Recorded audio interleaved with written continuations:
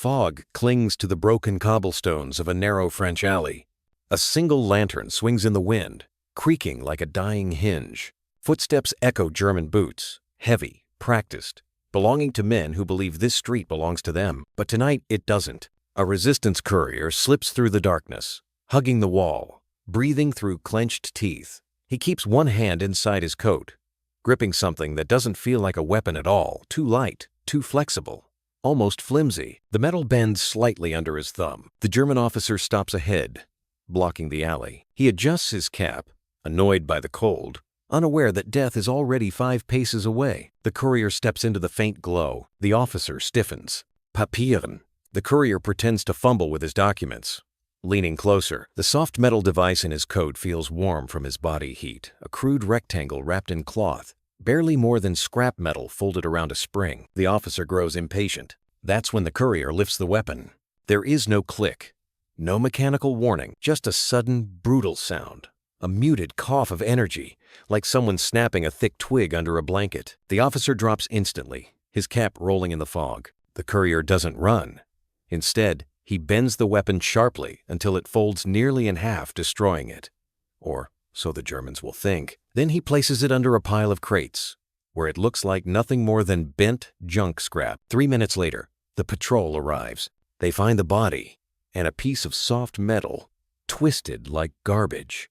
They stomp on it, crush it, throw it aside, and they never realize they're holding the murder weapon. Fade to black. Title card. Soft, metal but savage. The resistance weapon Nazis couldn't destroy even when found. It looked harmless. It looked stupid. It looked like a child's attempt at a gun made from trash. But this thing, this ugly, soft metal, single-shot assassin's tool became one of the most feared devices in occupied Europe. Resistance fighters loved it for one reason. You could destroy the weapon on purpose, and it still worked the next time someone rebuilt it from the crushed pieces. German patrols hated it for another. They never knew what it looked like, because no 2 versions were identical. The gun wasn't forged in factories. It wasn't mass-produced. It was fabricated in cellars, machine shops, abandoned barns, and bicycle repair sheds. A disposable assassination tool made from thin sheet metal, a cut spring, a sharpened nail, a bent sliding rail, and whatever soft alloy the resistance could melt down that night. It shouldn't have worked, but when it did, it changed the entire logic of resistance warfare. Resistance fighters had one brutal problem. They needed a weapon that wouldn't expose them if discovered. Handguns were loud. Sten guns were unreliable in tight alleys. Explosives were overkill for close-range assassinations. Knives required strength, precision, and a terrifying level of risk. The SOE smuggled guns into Europe, but the Gestapo hunted them relentlessly. If a fighter was caught with a pistol, even if unused, execution was immediate. The resistance needed something that could disappear instantly, look harmless, be built in dozens of variants, be used in 1-second encounters, be silent enough to avoid awakening a barracks, be so crude that Germans never identified it as a standardized weapon. They needed a weapon whose very weakness, soft, pliable metal, became its greatest strength. They needed something the Nazis literally couldn't destroy, because it didn't matter if they tried. The brilliance came from a simple insight. Soft metal bends, but bending is not the same as breaking. A French engineering student, working with a sabotage cell near Lyon, realized he could use this to create a firearm that didn't rely on perfect alignment.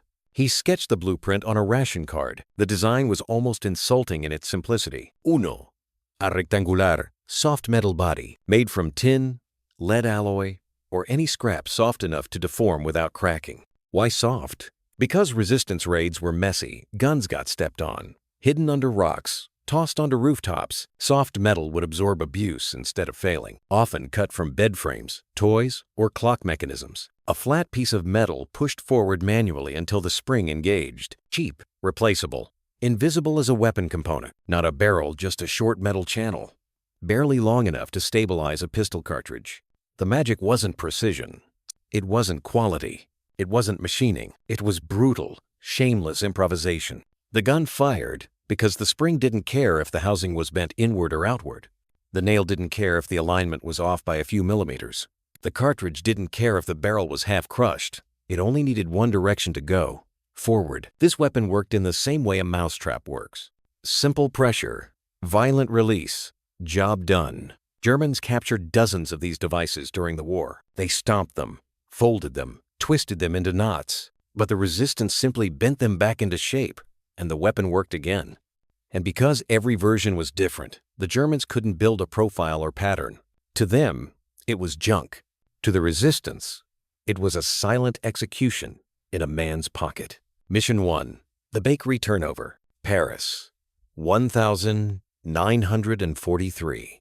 A collaborator who routinely identified underground fighters to the Gestapo made the mistake of stopping for bread every morning at the same shop.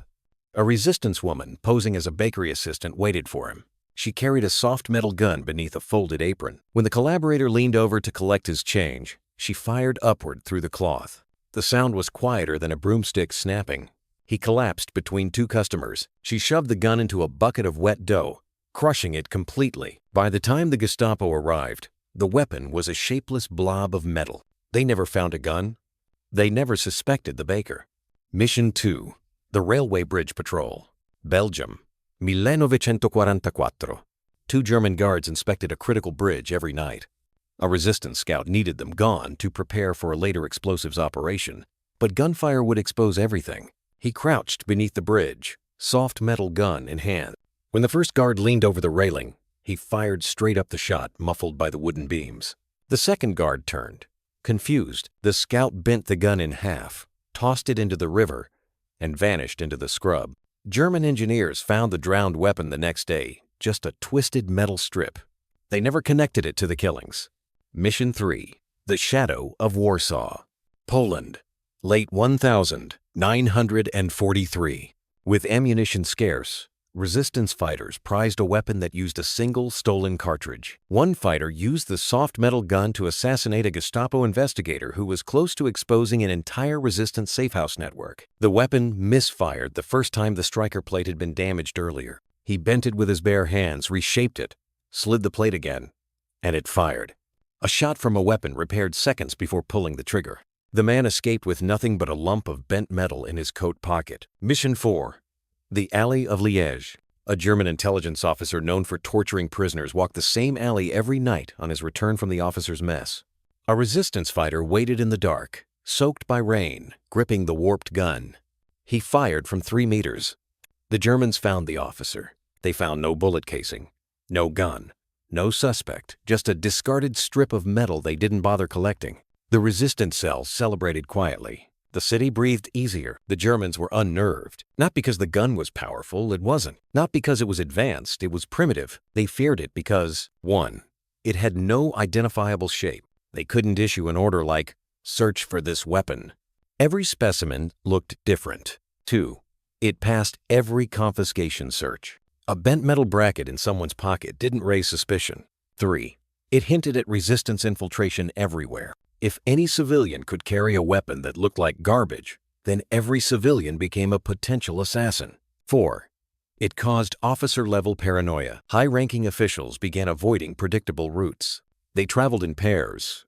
They refused to interact with civilians. Fear is a weapon. This device amplified it. Even when the Germans found one, stomped it, bent it, or shot at it, they still couldn't be sure it wasn't usable. Rumors spread among patrols.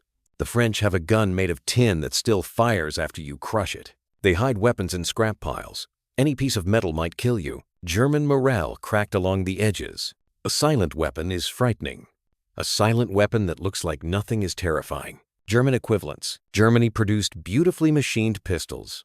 Lugers, Walthers, precise, elegant, fragile in their own way. They required maintenance, spare parts, clean chambers. The soft metal resistance gun didn't. Germany also experimented with single-shot emergency pistols, but none were disposable or deformable. American OSS tools. The OSS glove gun, sleeve gun, and pistol pin were clever but required specialized machining. They were rare, expensive, and traceable. The soft metal gun? A bicycle repairman could build one in an hour. Suppressed weapons. Silenced pistols were prized, but suppressors were bulky and illegal to move through checkpoints. The soft metal weapon had no suppressor. It didn't need one. Its power came from low barrel length and soft metal absorption. The sound stayed close, never echoing. Nothing in the Allied arsenal matched. Its disposability, its deniability, its improvisational nature, its resistance to destruction. It wasn't the best weapon.